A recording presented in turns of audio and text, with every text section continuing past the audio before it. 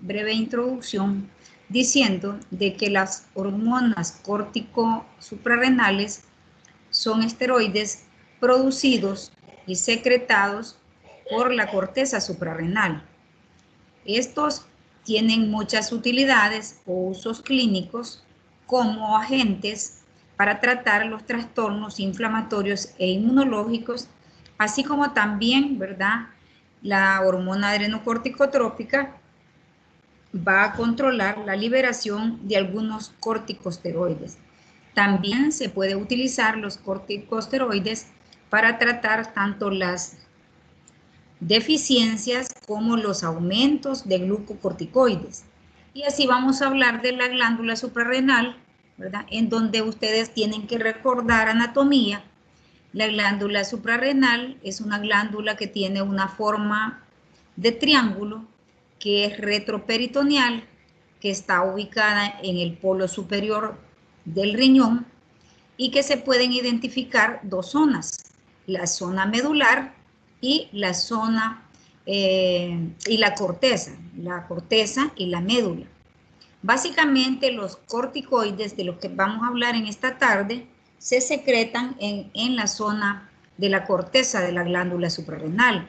Y vamos a decir que a su vez esta corteza se divide en tres zonas bien delimitadas. La primera es la zona glomerular, la cual es la más externa y esta se encarga de secretar básicamente lo que son los mineralocorticoides. Un ejemplo de un mineralocorticoide, recordarán ustedes que es la aldosterona. La aldosterona, ¿verdad? Junto con esta trabaja, ¿verdad? Con el eje renina, angiotensina, aldosterona, ustedes recordarán eso. La aldosterónica básicamente lo que induce es a la reabsorción de agua y sodio, a la salida de potasio y también es esta hormona básicamente lo que nos va a ayudar es a mantener el equilibrio de lo que es la presión arterial y los líquidos en nuestro organismo. Tenemos bien definido lo que es la zona fascicular, ¿verdad? Que la zona fascicular va a liberar lo que son los glucocorticoides. Específicamente, ¿verdad? El glucocorticoide conocido como el cortisol, que es la hormona del estrés, o también conocida como hidrocortisona. Esta hormona participa en una serie de mecanismos del metabolismo basal. También va a aumentar la producción de glucosa en nuestro plasma, va a aumentar la lipólisis y la lipogénesis para producir ácidos grasos. Interviene también en el crecimiento de las personas, ayuda a la formación, ¿verdad?, de proteínas estructurales que juegan un papel importante en los músculos, en los huesos, y también ayuda a que haya una fijación del calcio a través de los huesos.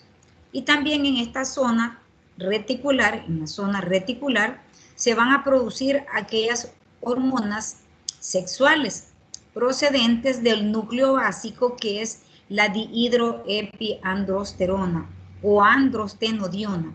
En el caso de las mujeres, ¿verdad? Tenemos lo que es el estrógeno y en el hombre la, ¿cómo se llama? La androsterona. Estas van a ayudar a generar lo que son los caracteres sexuales secundarios. Aquí solo para que ustedes recuerden, ¿verdad? Que la médula espinal, perdón, la glándula suprarrenal va a tener su corteza y su médula. Se me escapaba decirles que en la médula suprarrenal se van a producir básicamente lo que son las catecolaminas, ¿verdad? Las cuales se sintetizan a partir de la tiramina, adopa, y esta adopamina y la dopamina se convierte en norepinefrina y epinefrina. Aquí tenemos ya con una microscopía electrónica la imagen de lo que es la glándula suprarrenal, ¿verdad? Con bien definidas sus zonas, ¿verdad? Su zona glomerular, su zona fascicular, reticular y su médula. la cual la médula va a producir, ¿verdad? Lo que son básicamente las catecolaminas endógenas. Entonces, los corticosteroides, estos se pueden clasificar, ¿verdad? En aquellos que ejercen efectos sobre el metabolismo intermedio y la función inmunitaria. Ejemplo de ellos tenemos lo que son los glucocorticoides, que su representante principal es el cortisol. Tenemos aquellos que tienen actividad principal de autorregulación, ¿verdad? De lo que es el agua y el sodio. Estos, sus representantes son los mineralocorticoides y tenemos lo que es la aldosterona. Tenemos también aquellos que van a regular la actividad androgénica o estrogénica, ya sea en el hombre o en la mujer, a través, ¿verdad?, de lo que es la dihidroepiandrosterona, que va a ocasionar lo que son las hormonas sexuales. El metabolismo final son las hormonas sexuales. Los glucocorticoides naturales tenemos en primer lugar lo que es el cortisol, que es la hormona del estrés. El cortisol juega efectos en la regulación, decíamos, y en el metabolismo intermedio, en la función cardiovascular, en el crecimiento y metabolismo de nuestro organismo, y también interviene en la inmunidad. El cortisol básicamente, ¿verdad?, se sintetiza a partir de lo que es el colesterol. Ese es el núcleo básico, ¿verdad? El colesterol. En un adulto normal, la producción diaria es de 10 a 20 miligramos, ¿verdad?, en ausencia de estrés. Y con estrés, pues obviamente tiene que haber mayor producción de cortisol y este debe de aumentar hasta más de 18, dice alguna literatura. En este caso vamos a decir nosotros que hasta 20 miligramos al día. Generalmente el cortisol está unido en el plasma a proteínas circulantes y principalmente a una proteína que se llama globulina transportadora de los corticosteroides. Esta es una globulina alfa 2 que se sintetiza en el hígado y que esta puede estar aumentada en mujeres embarazadas en caso de que haya hipertiroidismo, y esta globulina transportadora de glucocorticoides puede disminuir en el caso de pacientes con hipotiroidismo. Aquí nosotros tenemos las vías de la biosíntesis de los glucocorticoides y vamos a ver nosotros que a partir del núcleo del ciclopentano perhidrofenantreno se va a procesar, ¿verdad?, lo que son la síntesis del colesterol. Decirles que el colesterol es importante que nosotros tengamos los valores normales de colesterol, debido a que, vean ustedes la importancia, a partir del núcleo del colesterol se van a sintetizar las hormonas sexuales, los glucocorticoides y los mineralocorticoides. Cada uno de estos fármacos que vamos a estudiar, ¿verdad?, tienen una importancia en la práctica clínica, ya que su deficiencia o su aumento pueden ocasionar desequilibrios importantes en nuestro organismo y condicionar incluso hasta la muerte. Aquí vean ustedes las zonas de la glándula suprarrenal, la zona glomerular, que va a sintetizar finalmente la aldosterona, la zona fasciculada, que va a liberar los glucocorticoides o el cortisol, ¿verdad?, y la zona reticular, que va a liberar la dihidroepiandrosterona, o también conocida como las hormonas sexuales, tanto la progesterona como los estrógenos. ¿Cuál es la producción diaria de corticosteroides? Ya lo habíamos visto, ¿verdad? El cortisol se produce principalmente en las primeras horas de la mañana, por lo tanto, ¿verdad?, si nosotros nos tomamos los niveles de colesterol en las primeras horas de la mañana, vamos a tener un poquito más aumentado que en el transcurso del día. Entonces, la tasa de secreción en condiciones óptimas en el caso del cortisol es de 10 miligramos al día, y en el caso de la aldosterona es de 0.125 miligramos al día. Estas concentraciones pueden cambiar de acuerdo al horario en que nosotros estemos midiendo estos esteroides. Aquí vemos nosotros cómo en las primeras horas de la mañana, vean ustedes ahí por las 4, ¿verdad? Cuando nosotros aún estamos dormidos, empiezan a aumentarse las concentraciones del cortisol. Y ahí por las 8 de la mañana tenemos los picos máximos, que ya decíamos nosotros, que en promedio andan de 10 a 20 miligramos, ¿verdad? Al día. Importante que nosotros sepamos que los glucocorticoides tienen efectos inhibidores tanto en enfermedades inflamatorias como también en aquellas enfermedades autoinmunes. ¿Por qué? Porque los glucocorticoides específicamente van a actuar sobre los macrófagos y los monocitos, ¿verdad? Inhibiendo el ácido araquidónico, las prostaglandinas, las interleucinas 1, interleucina 6, el factor de necrosis tumoral tipo alfa, y esto va a mediar la inflamación. En el caso de las prostaglandinas, al inhibir, ¿verdad?, la COX-1 y la COX-2, va a disminuir el dolor, la inflamación y la fiebre. Y al inhibir también las citoquinas, interleucina 1, interleucina 6 y factor de necrosis tumoral, pues van a tener una amplia utilidad en aquellas enfermedades autoinmunes. Pero también los glucocorticoides van a actuar sobre las células endoteliales, específicamente, ¿verdad?, a nivel de lo que es el endotelio vascular. Esto va a provocar, ¿verdad?, un beneficio cuando nosotros lo usamos en forma correcta, pero actúa sobre los basófilos, ¿verdad?, y viendo también lo que son las cascadas de la histamina, y por eso es que cuando veamos los usos de los glucocorticoides nos vamos a dar cuenta que es precisamente porque estos actúan a nivel de una serie de células, ¿verdad?, los fibroblastos, provocando también, ¿verdad?, inhibición de los metabolitos de lo que es el ácido araquidónico, y también actúa en los linfocitos, ¿verdad?, inhibiendo las citoquinas que ya habíamos mencionado, la interleucina 1, 2, 3, 6, factor de necrosis tumoral, ¿verdad?, también el factor proliferativo de las plaquetas y el interferón alfa. Todo esto, ¿verdad?, tiene mucho que ver con inflamación e inmunomodulación.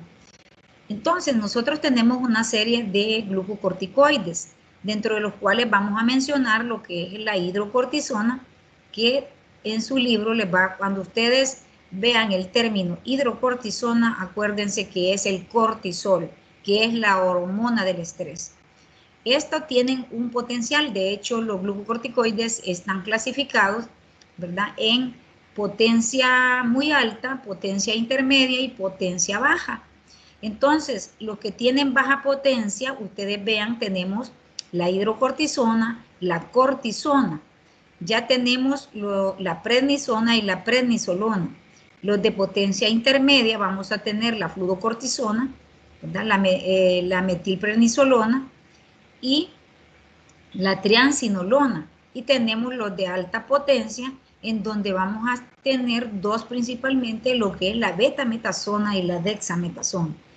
En cuanto a la potencialidad, ¿verdad?, en la retención de sodio, pues ahí vamos viendo en este cuadro la clasificación, ¿verdad?, quienes tienen más o menos potencia en la retención de sodio. Igualmente lo que es la duración, ¿verdad?, y dosis equivalentes, es decir, ¿verdad?, que nosotros podemos conocer las equivalencias de uno al cambiar a otro glucocorticoide. Aquí también tenemos algunas preparaciones disponibles que las vamos a ir viendo más adelante. Entonces, vamos a hablar un poco acerca de lo que son los glucocorticoides naturales, ¿verdad? El cortisol.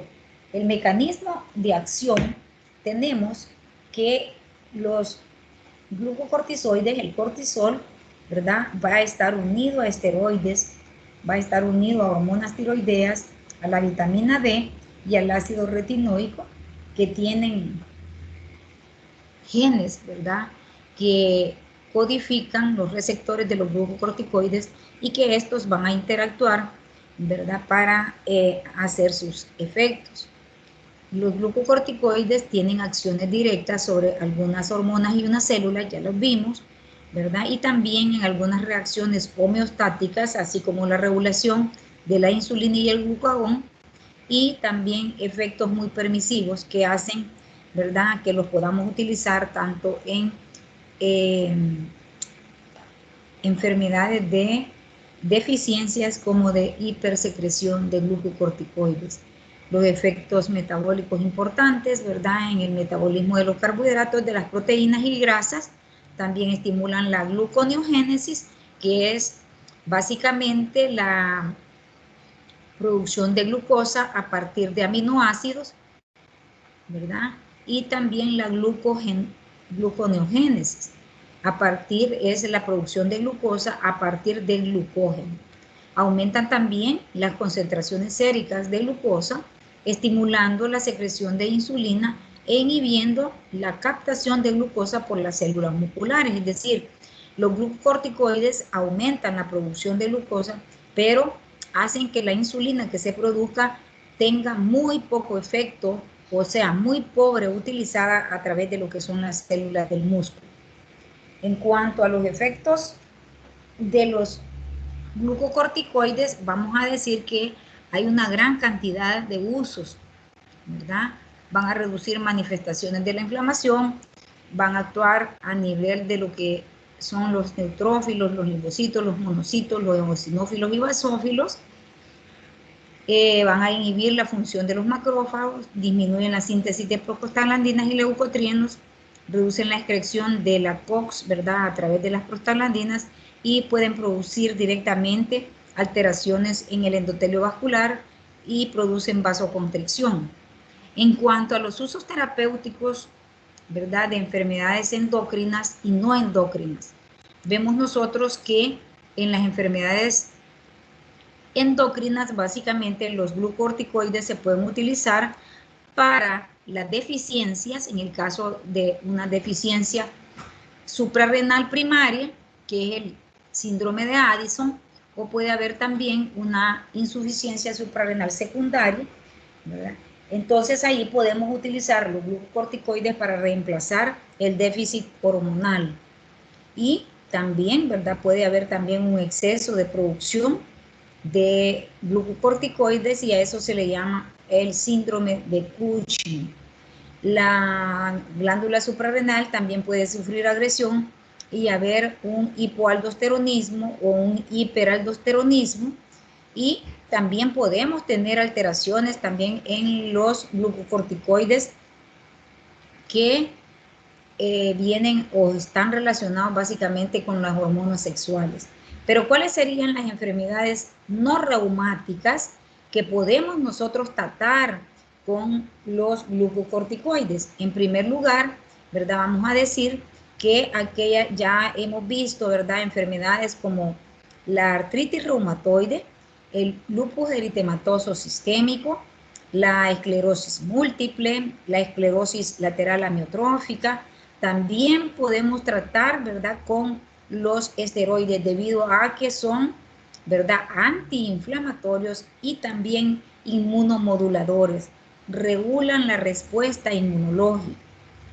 También los podemos utilizar en enfermedades pulmonares, principalmente en el asma agudo y también en aquellos pacientes que tienen o padecen de enfermedades pulmonares crónicas, como es la enfermedad pulmonar obstructiva crónica, ¿verdad? Se pueden administrar glucocorticoides en forma inhalada.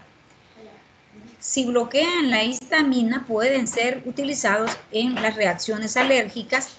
Ya lo vimos en una anafilaxia, en un shock anafiláctico, en enfermedades de la piel como la urticaria o enfermedades sistémicas de la piel, ¿verdad?, en donde haya mucha inflamación con respuesta inmunológica aumentada. También los glucocorticoides tienen usos en las enfermedades infecciosas. Cuando se tiene un shock séptico, ¿verdad?, el cual está siendo tratado con antibióticos, ya se le administró los antibióticos, se le han administrado líquidos, se le han administrado aminas, y el paciente no mejora, esto quiere decir que puede haber una insuficiencia suprarrenal secundaria, que el paciente puede llegar a meritar usar glucocorticoides de emergencia. ¿Cuáles son estos? La hidrocortisona a dosis de 100 miligramos cada 8 horas, mientras el paciente recupera su estado de shock. También los glucocorticoides pueden ser utilizados en enfermedades hematológicas, como por ejemplo la púrpura trombocitopénica idiopática, que es cuando las plaquetas se bajan sin causa o alguna explicación. También en las anemias autoinmunes, ¿verdad? Anemias hemolíticas autoinmunes. En estos casos puede que los hematólogos utilicen los glucocorticoides, pero también en aquellas enfermedades como las lesiones medulares espinales, cuando hay un trauma severo en la médula espinal. ¿Qué otros trastornos no endocrinos en donde puede haber bastante uso de los glucocorticoides? Enfermedades hepáticas, ¿verdad? Como una hepatitis autoinmune. En cánceres, existen cánceres o malignidades, ¿verdad?, que pueden ameritar el uso de glucocorticoides. En el edema cerebral severo ocasionado por un tumor, ¿verdad?, o por una neurocisticercosis, los glucocorticoides tienen un espectro muy bueno. También en enfermedades gastrointestinales de tipo inmunológica, como la colitis ulcerativa crónica inespecífica, ¿verdad?, la CUSI, o también la enfermedad de Crohn, muchas veces puede utilizarse en estas afecciones lo que son los glucocorticoides. Ya decíamos, enfermedades hematológicas como la anemia hemolítica autoinmune y la púrpura trombocitopénica idiopática, enfermedades pulmonares como la sarcoidosis, ¿verdad? Y también en las lesiones de la médula espinal, que ya lo habíamos mencionado.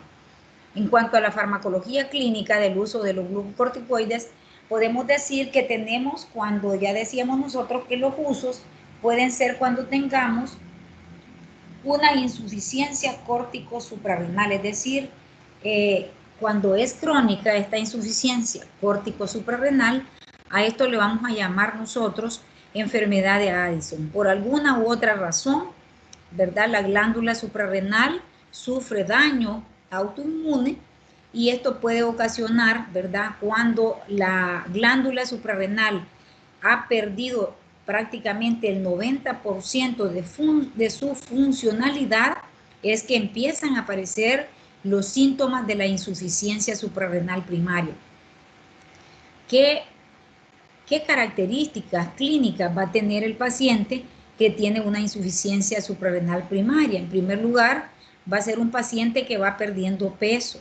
Es un paciente que va a tener deshidratación, va a tener fatiga, va a tener, ¿cómo se llama?, disminución del sodio con aumento del potasio, ¿verdad? Entonces, estos pacientes, si hay una insuficiencia córtico suprarrenal, tanto de glucocorticoides como de mineralocorticoides, pues hay que administrar exógenamente tanto los glucocorticoides como también los mineralocorticoides. En este caso, se puede administrar hidrocortisona, ¿verdad?, dosis de 100 miligramos cada 8 horas, ¿verdad?, ir disminuyendo poco a poco, y también se puede complementar con dosis de fluorocortisona, que es el mineralocorticoide, para evitar, ¿verdad?, la deshidratación, la pérdida de sodio, la elevación del potasio. Aquí tenemos nosotros también, ¿verdad?, que una hipofunción o hiperfunción puede ocurrir en los pacientes. En el caso de una hiperfunción de la glándula suprarrenal, el paciente va a experimentar, ¿verdad?, todo lo contrario a aquel paciente que tiene una hipofunción de la glándula, ¿verdad? La hiperfunción de la glándula suprarrenal se le llama el síndrome de Cushing. Este se caracteriza porque el paciente va a tener una ganancia sustancial de peso, va a haber un aumento, ¿verdad?, importante de lo que es el diámetro abdominal, van a aparecer estrías, y que son unas estrías verticales, principalmente en la cara anterior del abdomen, va a haber, ¿verdad?, un aumento, una plétora facial, es decir, pacientes se ponen bien cachetones, bien rosados en el rostro, ¿verdad? Y también, ¿verdad?, va a haber un acúmulo de grasa en la parte posterior del cuello, en el abdomen, va a haber edema en las piernas y estos pacientes, ¿verdad?, van a retener líquidos, va a haber un edema. En el caso del síndrome de Cushing, pues nosotros, como hay un exceso de producción de glucocorticoides, lo que se tiene que hacer es básicamente hacer un buen diagnóstico y administrar los inhibidores de lo que son los glucocorticoides, que los vamos a ver más adelante.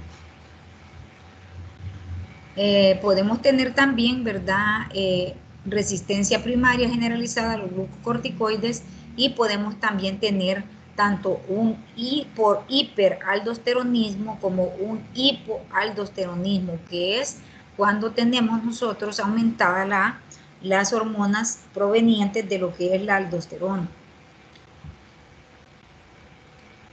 Los glucocorticoides pueden ser utilizados con fines diagnósticos. ¿Para qué? Para suprimir la producción de ACTH, para identificar la fuente de una hormona. Recordemos que la glándula suprarrenal trabaja en base al eje, ¿verdad? Hipotálamo, hipófisis, glándula suprarrenal. En el hipotálamo se producen las hormonas que son las liberadoras. En la hipófisis, pues, se produce la ACTH, en el hipotálamo se produce la CRH, en la hipófisis la ACTH, y esta va a estimular la producción a nivel de lo que es la glándula suprarrenal, ¿verdad?, para que se produzcan los diferentes gluco y mineralocorticoides. El uso de los glucocorticoides para fines diagnósticos es bien importante, ¿verdad?, en el caso de la mujer embarazada, cuando tiene una amenaza de parto prematuro, los glucocorticoides se pueden utilizar para maduración del pulmón, ¿verdad?, debido a que se regula la secreción del cortisol, y se da principalmente en aquellas mujeres que tienen una amenaza de parto antes de las 34 semanas. De esta forma se madura el pulmón del feto y se evita que pueda tener un síndrome de distrés respiratorio del recién nacido. La toxicidad de los glucocorticoides es bien importante. Hay muchas personas en nuestro medio que llegan a nuestra clínica con esta apariencia, ¿verdad? Facies bien cachetoncitos, facies pletóricas, con aumento de la pared abdominal, aumento de la grasa aquí a nivel del cuello, ¿verdad? Está la papada bien grande y el aparecimiento de esta cantidad de estrías. Entonces, puede ser que el paciente lo que tenga es un síndrome de Cushing secundario. ¿Secundario a qué? Al uso de glucocorticoides exógenos. Muchas personas que tienen dolores óseos, a veces alguien le dice, mira, inyectate este medicamento, si es que vas a sentir inmediatamente el beneficio, ¿verdad? Y empiezan a inyectarse mensualmente los glucocorticoides, provocándose un exceso de glucocorticoides en el plasma, pero producto de una administración repetitiva de estas sustancias. Decirle que los glucocorticoides tienen más riesgos que beneficios, por lo tanto, deben de ser utilizados por personas expertas, personas que, ¿verdad?, conocen acerca de lo que es las indicaciones y las contraindicaciones. ¿Por qué? Porque los glucocorticoides no solo provocan beneficios, sino que más bien, ¿verdad?, van a provocar muchas alteraciones, dentro de las cuales, fíjense bien, debemos de considerar nosotros contraindicaciones o precauciones que debemos de tener antes de usar los glucocorticoides, ¿verdad? En pacientes diabéticos vamos a sopesar riesgo-beneficio, es decir, un diabético, ustedes saben que tiene glucosas altas, ¿verdad? Y sabemos nosotros que los glucocorticoides van a provocar hiperglucemia, por lo tanto, tenemos que tener cuidado al utilizar los esteroides en personas diabéticas. Los glucocorticoides, ¿verdad?, van a provocar también el exceso de eliminación de glucosa, pueden provocar retención de sodio y esto va a provocar edema, ¿verdad? Puede haber también el uso crónico de los esteroides puede provocar una descalcificación o también, ¿verdad?, disminución de la masa ósea conocida como osteoporosis, ¿verdad? Y también puede disminuir nuestro sistema inmunológico provocando básicamente predisposición a infecciones.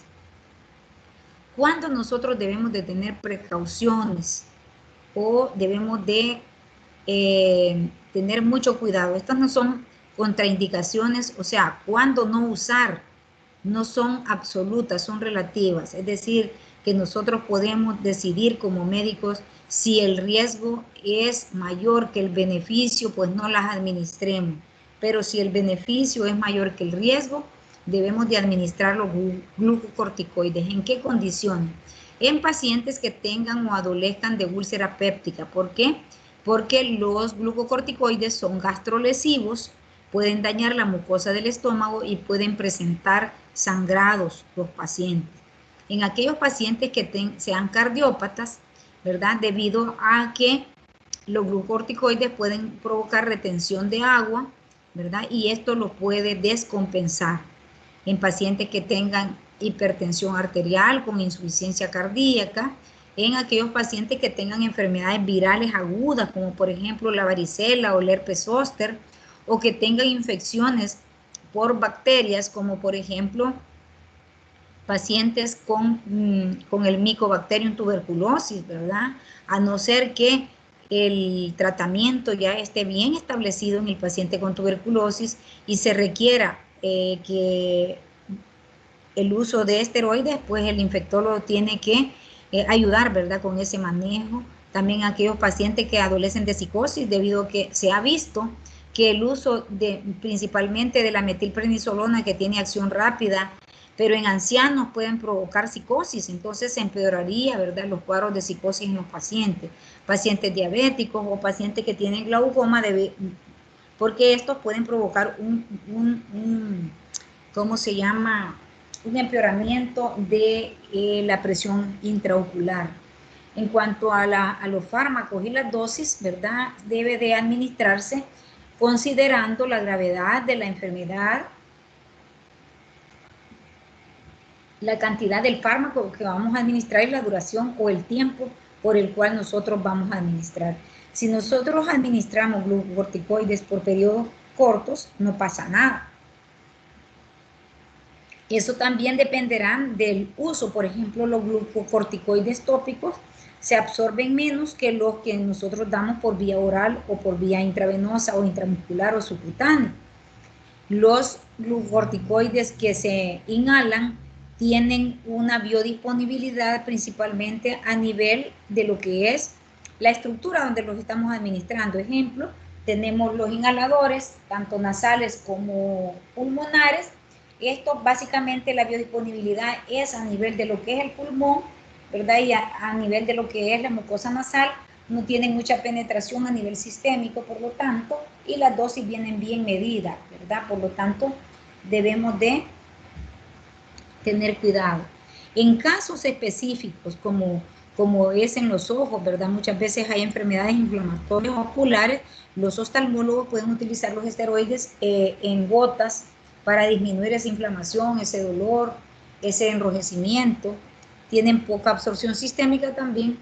A veces se pueden administrar intraarticularmente cuando hay mucho dolor, ¿verdad?, en una articulación, y muchas veces también en enemas, principalmente la hidrocortisona, que se puede utilizar, ¿verdad?, en aquellas enfermedades como la colitis ulcerativa crónica, paciente que está sangrando, puede administrarse también en enemas. Tenemos lo que son los mineralocorticoides, ¿verdad? Su representante, ya lo habíamos dicho nosotros, es la aldosterona.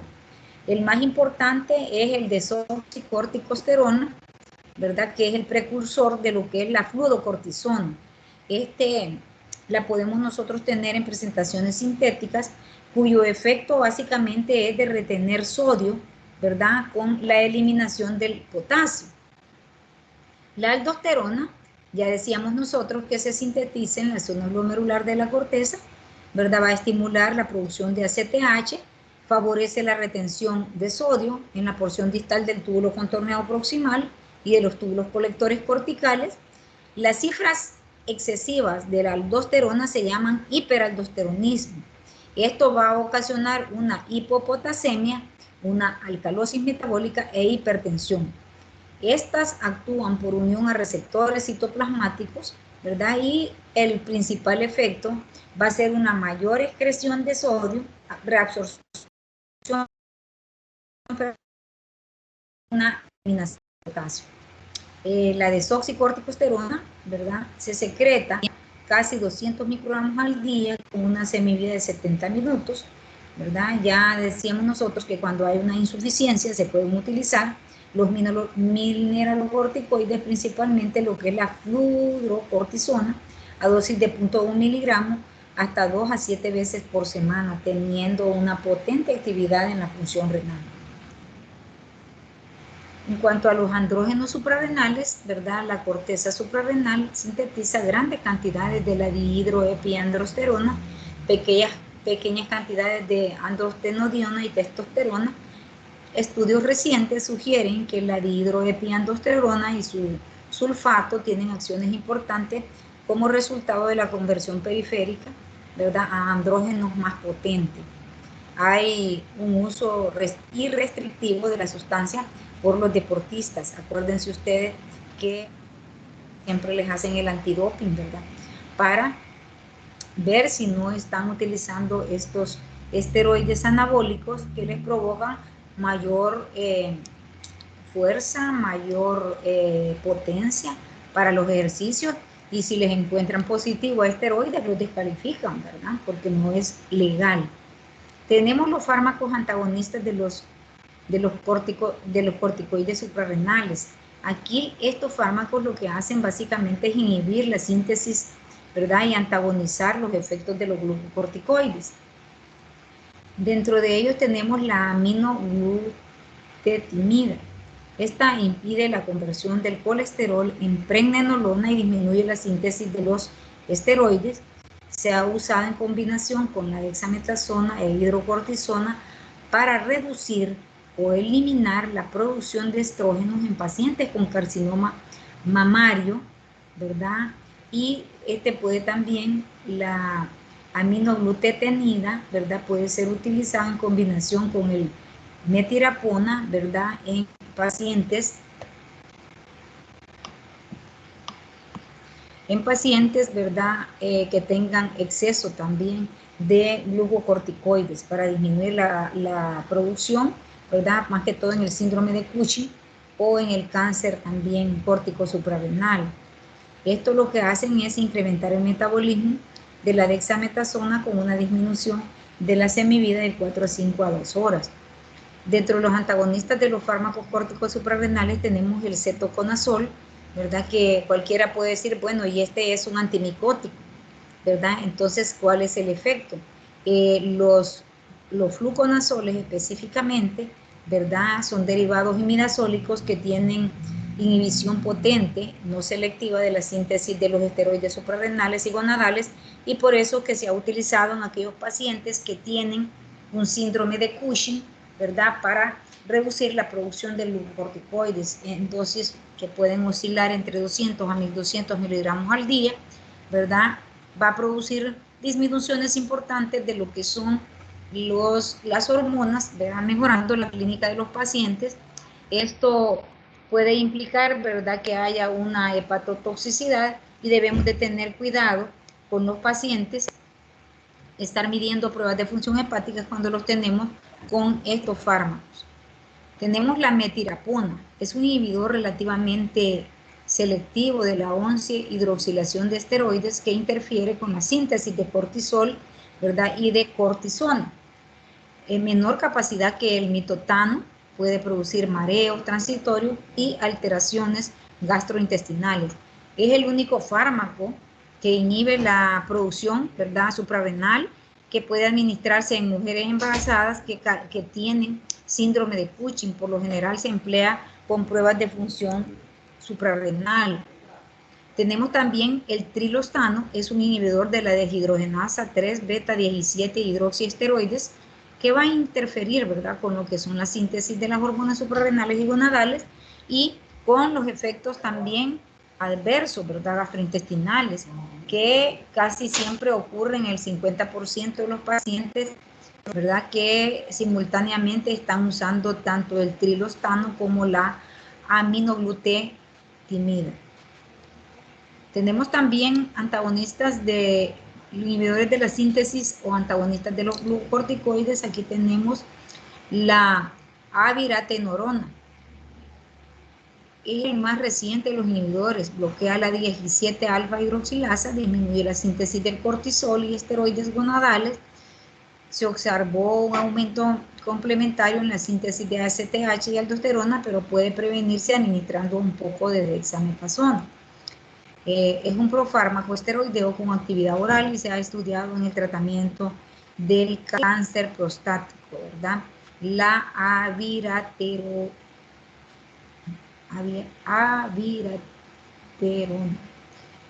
Interesante, ¿verdad?, que puede ser utilizado básicamente en lo que es el cáncer de próstata.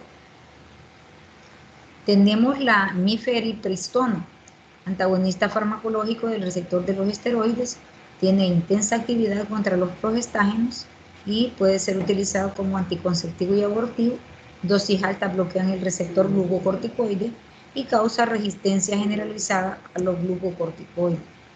Tenemos el mitotano, que es un inhibidor de la síntesis, ¿verdad?, de los glucocorticoides. Tiene una acción citotóxica no selectiva sobre la corteza suprarrenal, donde se producen la mayoría de glucocorticoides, ¿verdad? Pero sí tiene efectos tóxicos como diarrea, náuseas, vómitos, depresión, somnolencia y también puede presentar exantema en los pacientes. Y aquí tenemos, que es bien importante, ¿verdad?, un antagonista de los mineralocorticoides que se utiliza hoy en día, no solamente para, ¿verdad?, tratar, ¿verdad?, las enfermedades como el hiperaldosteronismo, sino que también, ¿verdad?, para tratar la cirrosis hepática. Es muy bueno porque también es un diurético ahorrador de potasio y también puede ser utilizado en las enfermedades cardiovasculares a dosis bien pequeñitas de 25 miligramos al día para reducir el remodelado cardiovascular en aquellos pacientes que tienen insuficiencia cardíaca congestiva. Entonces tiene efectos colaterales como todo fármaco, ¿verdad? Puede provocar hirsutismo en las mujeres y puede provocar también pérdida del vello púbico y axilar en los hombres. También puede aumentar el potasio en la sangre, provocar arritmias ocasionadas por la hiperpotasemia, anomalías menstruales, crecimiento de las mamas en los hombres, puede dar sedación, dolores de cabeza, efectos gastrointestinales y también exantemas. Tenemos también lo que son otros antagonistas de los mineralocorticoides,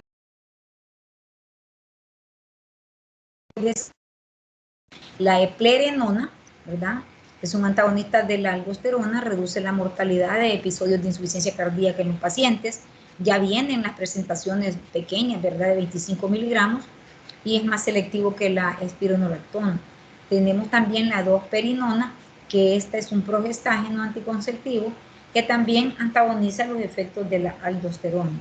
Y aquí tenemos un resumen, ¿verdad?, para que ustedes estén revisando ahí cuáles son los fármacos que pueden ser utilizados a nivel de lo que es las diferentes áreas del cuerpo, usos oftálmicos, aquellos que pueden ser utilizados como antiinflamatorios, tanto sistémicos tomados como también inhalados a nivel pulmonar, ¿verdad? Los que pueden ser utilizados en forma de inyección, los que son utilizados concomitantemente para el cáncer, ¿verdad? Las leucemias, los linfomas, los timomas, el melanoma múltiple, que se utilizan junto con las quimioterapias, los que tienen utilidades diagnósticas, ¿verdad? Como la dexametasona en la enfermedad de Cushing, la metiropona en la integridad de todo lo que es el eje hipotálamo hipófisis glándula suprarrenal, la concitropina, que es la que utilizamos, ¿verdad?, para hacer el diagnóstico de una insuficiencia suprarrenal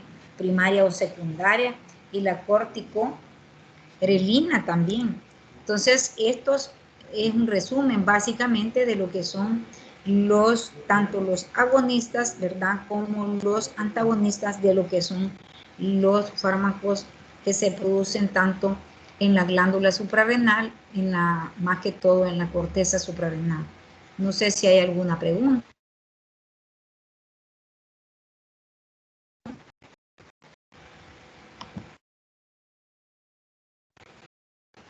Jóvenes.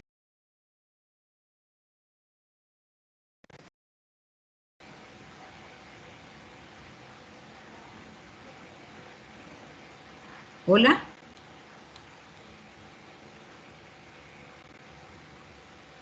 Hola, doctora. Hola. Ajá. ¿Todo bien?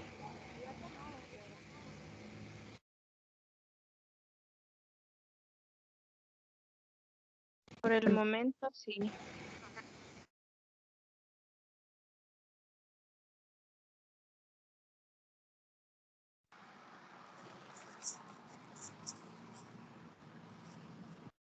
Hola.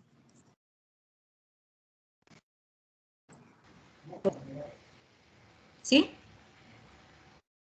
Una pregunta. No sé si me podría explicar un poquito nuevamente el proceso del antagonismo de los corticosteroides, más que todo de las que secreta la glándula suprarrenal, que no entendí muy bien ahí. Vaya, mire, el antagonismo, como su nombre lo dice, ¿verdad?, es cuando hay un exceso de producción de, por ejemplo, en el caso del síndrome de Cushing, yo tengo que administrar un fármaco antagonista, ¿verdad?, que me disminuya la secreción de glucocorticoides específicamente. Si yo lo que tengo es un exceso de mineralocorticoides, ¿verdad?, un hiperaldosteronismo, yo debo de administrar un fármaco que me antagonice la producción de mineralocorticoides. Ahí tenemos lo que es ¿cómo se llama?, la espironolactona, la eplerenona, ¿verdad? Y vemos nosotros que esto lo que hace es todo lo contrario, ¿verdad? Si los mineralocorticoides retienen agua, retienen sodio, eliminan el potasio, los antagonistas, y aumentan la presión arterial, los antagonistas van a hacer todo lo contrario, ¿verdad? Van a provocar mayor eliminación de sodio, de agua, van a aumentar un poquito el potasio y van a provocar disminución de la presión arterial.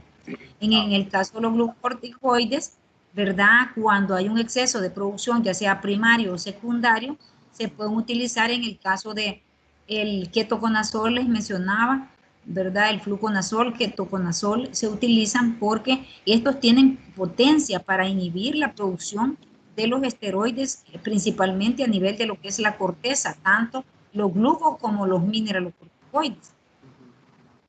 Okay. Gracias, doctora. Ok. ¿Alguien más?